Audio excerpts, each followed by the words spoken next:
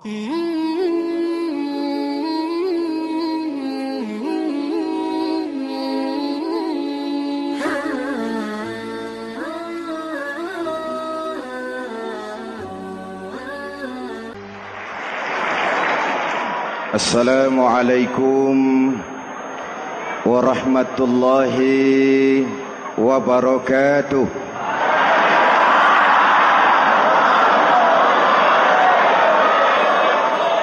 Alhamdulillahi rabbil alamin. Wassalatu wassalamu ala ashrafil mursalin Sayyidina wa maulana Muhammadin wa ala alihi wa sahbihi ajmain, amma ba'du. Para ulama yang saya muliakan, hadirin hadirat ma'asyiral muslimin yang saya cintai, banyak kita alami perubahan-perubahan yang terjadi, baik perubahan yang menyangkut sosial budaya, lebih-lebih yang menyangkut sosial politik. Yang tidak banyak mengalami perubahan adalah sosial ekonomi. Bahkan angka kemiskinan kita naik menjadi 3/5 dari total penduduk kita hidup di bawah garis kemiskinan, dan 20% diantaranya miskin mutlak. Perubahan-perubahan yang terjadi menyadarkan kita kepada kebenaran Al-Quran ketika Allah menyatakan wa tilkal ayyamu nudawiluha bainan nas. Hari itu kami putar di antara manusia. Ada saat datang, ada waktu pergi. Ada hari lahir, ada saat kembali, ada waktu dilantik, ada saat menyerahkan jabatan. Hari kami putar di antara manusia dan hidup cuma sekadar menunggu giliran. Soalnya kemudian di tengah perubahan-perubahan yang terjadi begitu cepat, what must we do now?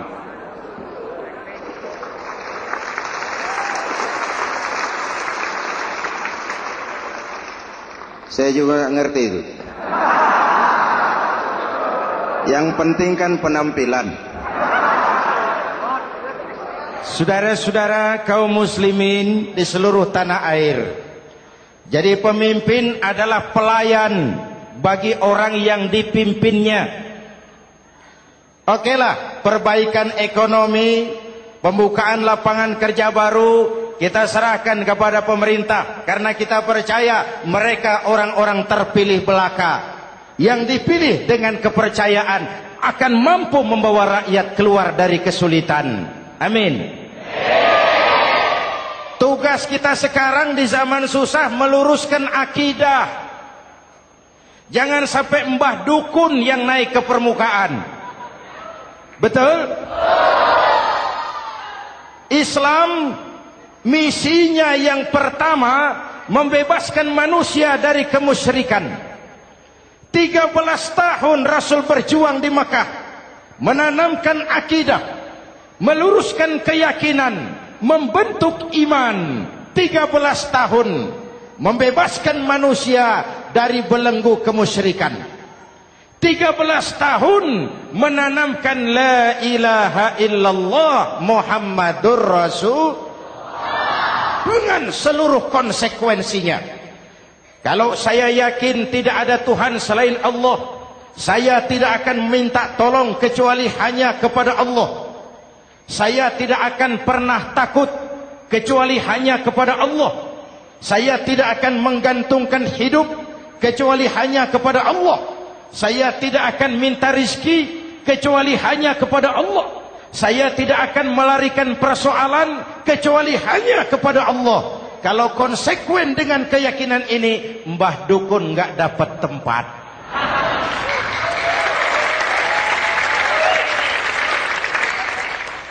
Akur? Ayo lihat secara sederhana. saya sandaran di tiang, tiangnya ambruk, sayanya jatuh. Saya sandaran di tembok, temboknya runtuh, saya juga runtuh. Saya sandaran kepada orang kaya, dia jatuh miskin, saya bangkrut. Saya sandaran kepada jenderal, dia pensiun, saya selesai. Tapi kalau saya sandaran hanya kepada Allah, Allah tidak akan pernah miskin, Allah tidak akan pernah lumpuh, Allah tidak akan pernah terpuruk, dan Allah tidak akan pernah berkurang kekuasaannya.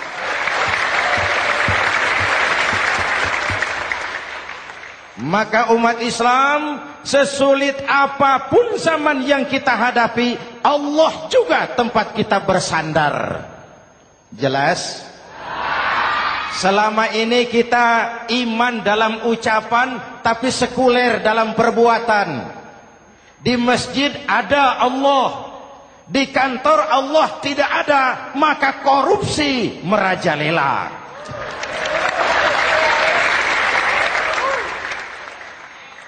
Di masjid ada Allah, di pasar Allah tidak ada, maka timbangan tetap curang. Kita iman dalam ucapan, tapi sekuler dalam perbuatan.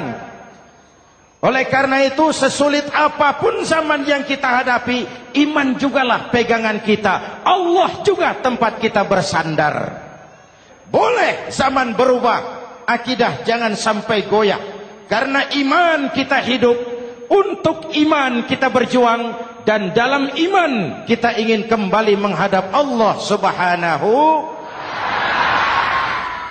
Selama ini manusia Indonesia kita lebih banyak diisi otaknya, hati sering kosong, agama dangkal, akidah rapuh, moral rendah. Memang kemudian muncul banyak orang-orang pintar, cuma sayang tidak benar. Indonesia kita bangkrut, Indonesia kita terpuruk, Indonesia kita sakit parah kalau diurus orang yang cuma pintar tapi tidak benar. Kita perlu orang-orang pintar, tapi kita lebih perlu orang benar. Jelas? Kalau cuma pintar tapi tidak benar, itu yang sering saya sampaikan, nanti disuruh ngurus beras malah nimbun beras.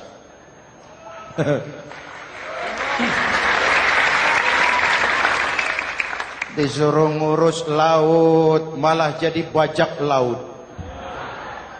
Disuruh ngurus hutan rame-rame jadi orang hutan. Jutaan hektar hutan Indonesia kita ini merupakan kekayaan sumber daya alam kita yang harus digunakan bagi sebesar-besar kemaslahatan rakyat. Yang disuruh ngurus hukum malah bikin hukum seperti pisau, tajam ke bawah, tumpul ke atas. Jangan heran lalu di masyarakat muncul street justice, pengadilan jalanan, sebagai refleksi dari ketidakpuasan melihat sikap hukum yang sangat berpihak. Kalau yang kecil salah, hukum cepat-cepat ditegakkan.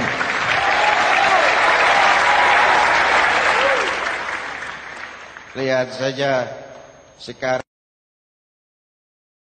sekarang ini kalau orang terkenal banyak uang punya masalah, antri yang bela.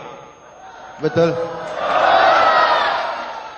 Tapi saudara lihat si Marsinah di Jawa Timur, si Sengkon dan Karta di Jawa Barat, si Udin Bernas wartawan Jogja terseok-seok mencari keadilan, sampai hari ini urusannya masih remeng-remeng. Kenapa bisa begitu? Jawabannya sederhana, tidak ada fulus. Ada fulus mulus, tidak ada fulus manfus. Betul? Jangan sampai para penegak hukum kita terjebak pada lagu baru, maju tak gentar, membela yang bayar. Biar bertentangan dengan nurani, biar bertentangan dengan public opini, biar bertentangan dengan rasa keadilan. Siapa yang bayar, itulah majikan. Mau benar atau salah, belain terus. Kalau seperti inilah hukum kita, mafioso keadilan akan tetap gentayangan. Hadirin yang saya hormati, 13 tahun beliau berjuang di Mekah meluruskan keyakinan, memantapkan akidah, meneguhkan iman. Dari situ segalanya dimulai dan ke situ segalanya akan menuju. Intan paling mahal, mutiara paling berharga, tidak lain adalah nilai-nilai keimanan. Kalau itu sudah tergadai, apalagi yang bisa kita banggakan dalam kehidupan ini? Kita merasa harta kita berharga, belum ada artinya ketimbang iman. Kedudukan kita punya nilai pun belum ada artinya ketimbang dengan nilai-nilai keimanan. Itu intan paling mahal, itu mutiara paling berharga. Harta baru ada manfaatnya kalau dilandasi dengan iman. Jabatan dan kedudukan baru terasa gunanya kalau dilandasi dengan keimanan. Kalau jabatan lepas dari iman, yang akan lahir Fir'aun baru. Jelas? Kalau harta terlepas dari iman, yang akan muncul adalah konglomerat korun. Kalau ilmu pengetahuan terlepas dari nilai dasar keimanan, maka yang akan muncul adalah ilmuwan pelacur yang menyalahkan yang benar, membenarkan yang salah untuk kepentingan pribadi. Dan kondisi seperti itu tidak akan membuat kita makin sehat. Oleh karena itu pada kesempatan ini, pesan pertama saya, menghadapi zaman susah, tetap jaga akidah. Tetap pelihara keyakinan.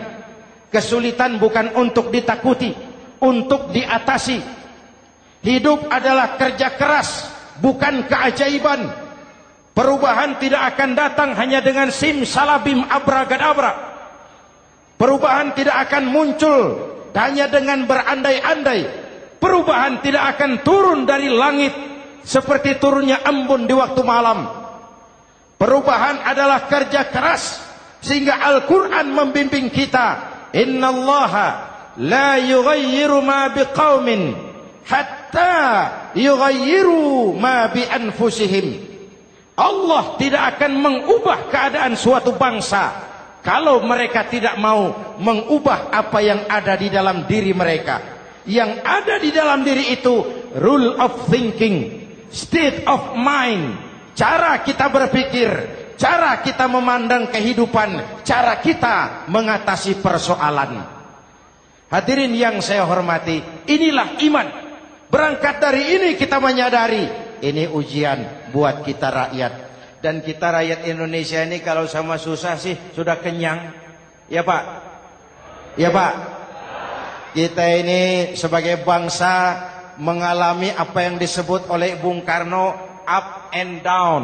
Naik, turun, timbul, tenggelam, pasang, surut. 350 tahun dijajah oleh Belanda, kita susah. Berangkat Belanda, masuk Jepang, susah lagi. Pergi Jepang, datang nikah, susah lagi.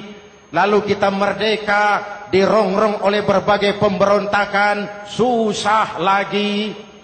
Makan bulgur, antri minyak. Lalu PKI berontak, susah lagi. Muncul orde baru, lama-lama susah lagi. Orde baru selesai, naik reformasi, mulai repot nasi, susah lagi.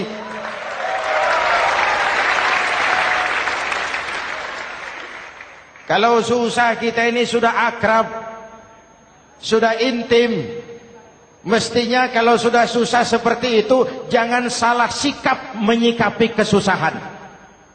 Jangan sampai kita potong kompas, ambil jalan pintas, terjebak menghalalkan segala cara. Itu tidak akan menguntungkan. Itu tidak akan menyelesaikan. Kalaupun selesai nampaknya penyelesaian sesaat. Dan penyelesaian sesaat bukan penyelesaian yang sebenarnya. Karena itu tetaplah dalam koridor keimanan. Boleh zaman berubah, akidah jangan sampai goyah. Silahkan masa berganti, tapi keyakinan jangan mati. Sekali la ilaha illallah, sampai tetes darah paling penghabisan, tetap la ilaha illallah. Sanggup? 3 orang. Sanggup?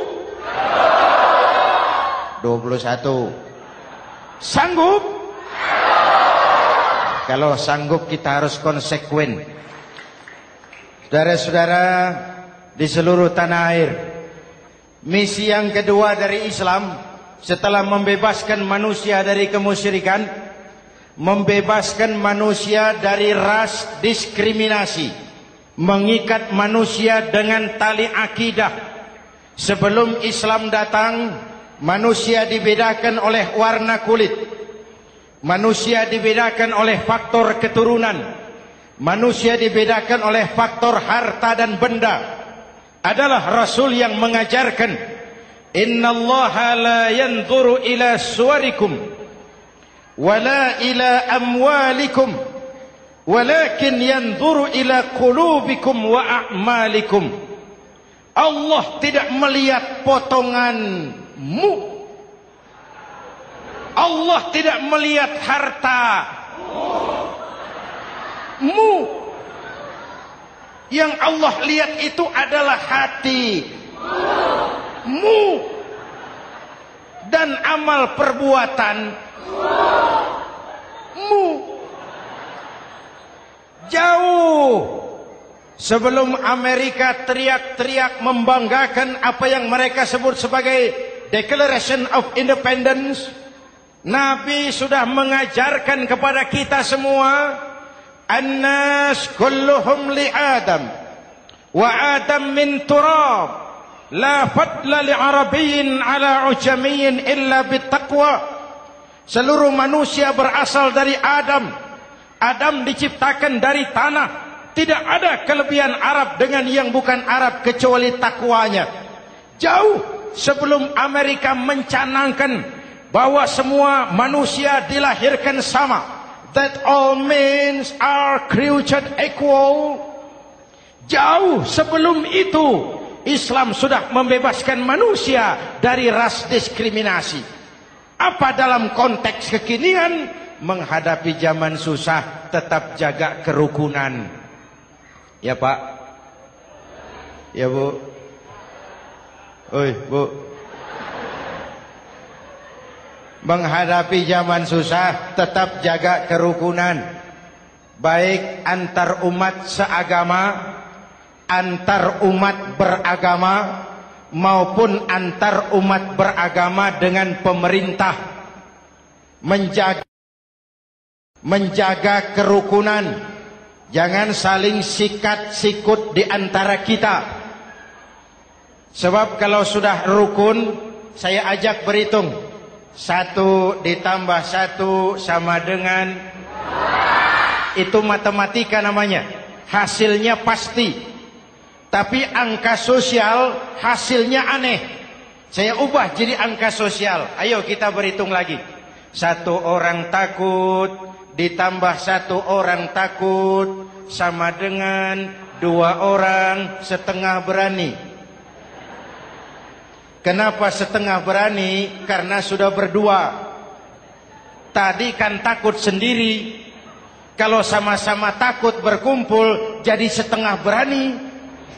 Kalau ditambah 1 orang takut lagi, 1 orang takut ditambah 1 orang takut ditambah 1 orang takut sama dengan 3 orang berani.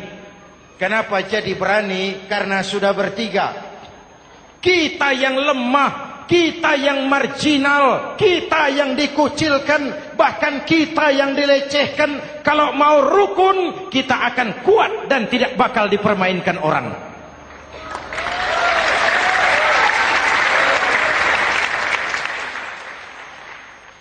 Tapi kalau rukunnya yang satu mau menikam yang lain, saya ajak berhitung lagi. Yuk berhitung yuk. 1 ekor ayam ditambah 1 ekor musang sama dengan 1 ekor musang. Kemana ayamnya? Dimakan musang. Betul nggak nih hitungan? Ayo kita hitung lagi. 1 ekor ayam ditambah 1 ekor musang sama dengan 1 ekor musang. Kemana ayamnya? Dimakan musang. Jadi kalau kita suka kumpul dengan orang yang mau makan kita, selesailah kita.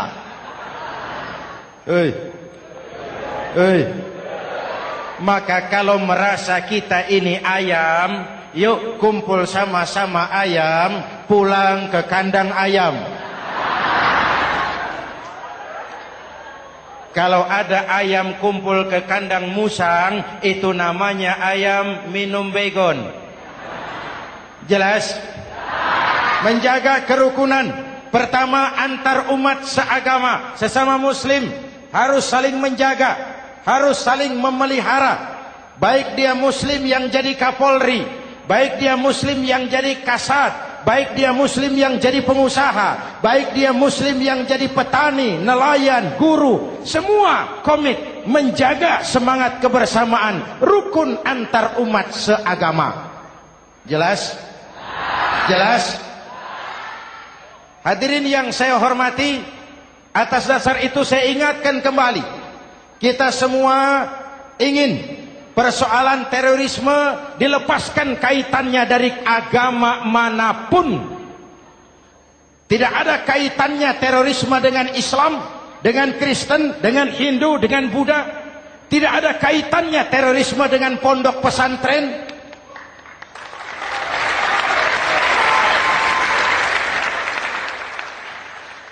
Jangan sampai pesantren jadi kambing hitam. Karena sejak zaman penjajahan, pesantren sudah terbukti memberikan kontribusi bagi perjuangan memerdekakan rakyat Indonesia. Rukun antar umat seagama. Yang kedua, rukun antar umat beragama. Islam ini rahmatan lil. Jangankan manusia walaupun berbeda agama, binatang saja dihormati. Ada hadis, fa iza zabahtum fa ahsinuz zibhata. Kalau kamu menyembelih hewan, sembelihlah dengan cara yang terbaik. Jangan menyembelih ayam dengan pisau tumpul. Itu namanya tidak berperi kebinatangan.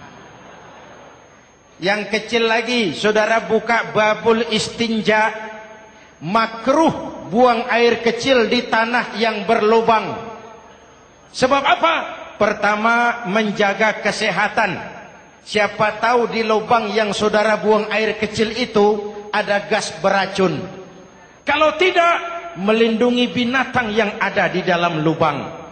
Siapa tahu di lubang yang saudara buang air kecil itu ada semut sedang rapat membahas terorisme. Apa dosanya lalu mati dikencingi? Ini namanya rahmatan lis semut. Binatang saja dilindungi. Maka perbedaan agama tidak harus menyebabkan kita bertolak belakang. Perbedaan agama bukan alasan untuk saling bermusuhan. Apalagi kita sudah menyadari tentang kemajemukan kita, tentang kebinekaan kita, tentang keragaman kita. Rukun antar umat beragama. Saling menghormati, saling menghargai, tapi tetap dalam batas lakum dinukum. Lalu rukun antar umat beragama dengan pemerintah. Hadirin yang saya hormati, yang benar kita dukung, yang salah kita perbaiki dan kita tegur menurut cara-cara yang diajarkan oleh agama kita. Dan sholat berjamaah, pendidikan bernegara yang paling bagus. Tadi kita sholat ada imam, ada makmum, betul? makmum wajib ikut imam kalau imam benar sholatnya. Rakyat wajib ikut pemimpin kalau pemimpin benar mimpinnya. Masyarakat Islam ini loyal. Masyarakat Islam ini bukan pemberontak. Masyarakat Islam ini taat dan setia. Kapan? Kalau imamnya benar. Imam takbir, makmum. Imam ruku, makmum. Imam i'tidal, makmum. I'tidal. Imam sujud, makmum. Tapi kalau imam keliru, mestinya imam ruku malah sujud. Salah imam ini. Tegur. Siapa yang wajib negur? Makmum yang sop terdepan. Anggota DPR.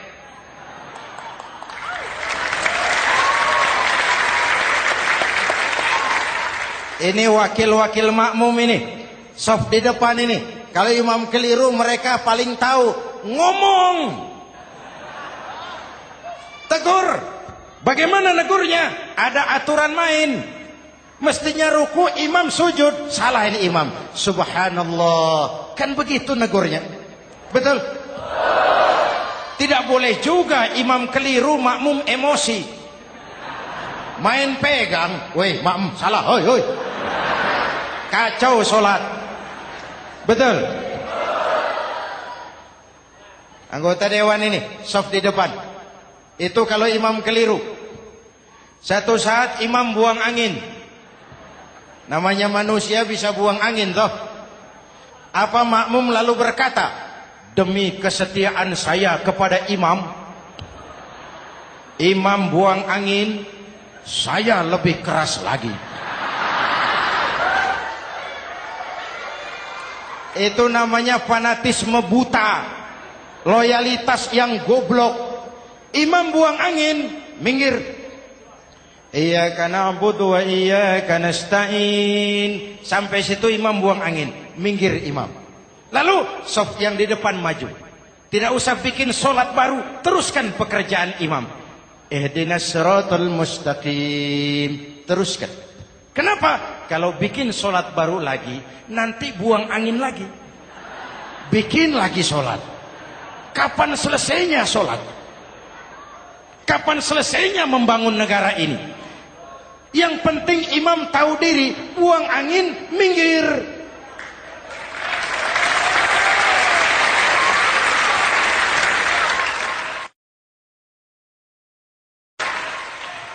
Ini kacaunya solat berjamaah kita sekarang. Kacaunya negeri kita sekarang. Banyak imam sudah buang angin, gengsi. Diam aja merasa nggak punya salah. Dikasih tahu sama makmum, imam tadi buang angin ya, malah jawab sedikit. Apa kalau sedikit lalu tidak batal solat itu? Mekanisme kehidupan sosial yang diatur lewat tuntunan solat berjamaah. Sehingga Nabi berpesan, kun imaman muta'an au ma'muman muti'an fala takun thalisan jazu'a. Kalau jadi pemimpin, jadilah pemimpin yang ditaati. Kalau jadi makmum, jadilah makmum yang mentaati. Jangan jadi golongan ketiga pemecah belah. Di depan tidak jalan, di belakang takut, ditaruh yang di tengah, di depan didorong, yang belakang ditendang. Ini namanya biang kerok. Saudara-saudara, dari uraian singkat ini saya ambil beberapa catatan pokok. Pertama, kalau ada intan paling mahal, kalau ada mutiara paling berharga dalam hidup kita, itu tidak lain adalah karena keyakinan. Hidup jadi indah, hidup jadi berharga, hidup jadi berarti kalau didasari atas sebuah keyakinan. Dan keyakinan itu tidak lain adalah nilai iman kita, akidah kita kepada Allah Subhanahu wa ta'ala. Yang kedua, tetap menjaga kerukunan. Sesulit apapun zaman yang kita hadapi, kita tetap harus menjaga semangat kebersamaan.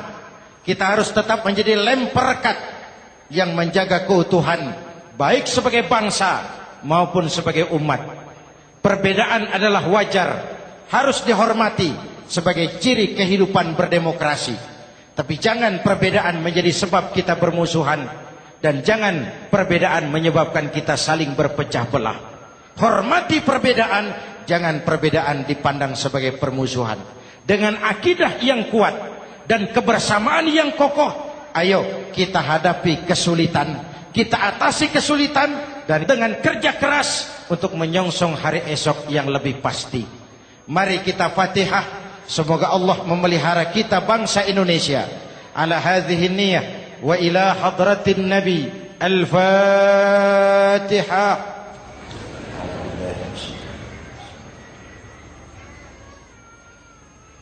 Iyyaka na'budu wa iyyaka nasta'in. Ihdinas siratal mustaqim. Siratal ladzina an'amta 'alaihim. Bismillahirrahmanirrahim. Amin. Alhamdulillahi rabbil alamin.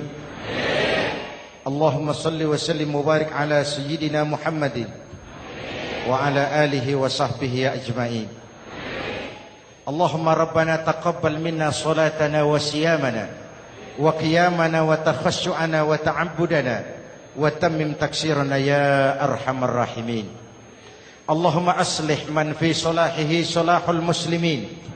Allahumma ahlik man fi halakihi salahul muslimin. Allahumma rabbana la tu'akhizna in nasina aw akhtana. Rabbana wa la tahmil alaina isran kama hamaltahu ala alladhina min qablina. Rabbana wa la tuhammilna ma la taqata lana bih. Wa'fu anna waghfir lana warhamna. أنت مولانا فانصرنا على القوم الكافرين. اللهم اجعلنا من السعداء المقبولين ولا تجعلنا من الأشقياء المردودين. أفضل ما قلته أنا والنبيون من قبلي لا إله إلا الله.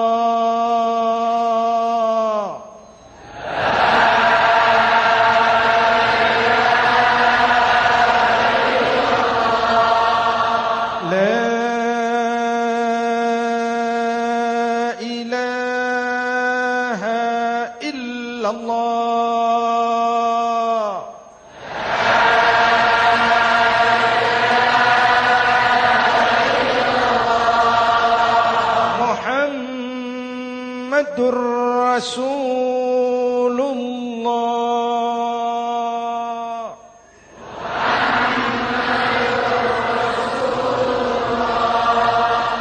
Sallallahu alaihi wa alihi wa sallam. Kalimatu haqqin 'alaiha nahya wa 'alaiha namut wa 'alaiha wa biha nub'atsu insyaallah minal aminin minal aminin minal aminin rahmatika ya arhamar rahimin.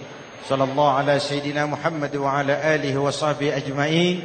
Ana rabbika rabbil izzati amma yasifun. Salamun alal mursalin. Walhamdulillahi rabbil alamin. Jumpa lagi di lain